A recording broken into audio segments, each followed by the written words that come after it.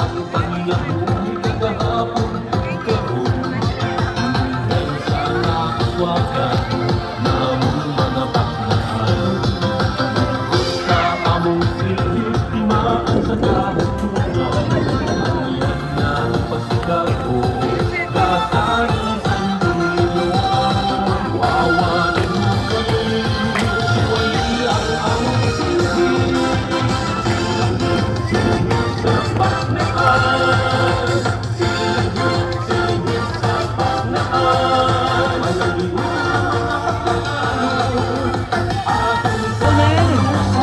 This year's Silig sa Paknaan Festival Queen is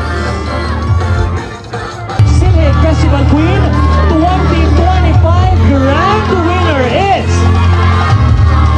Contingent number 2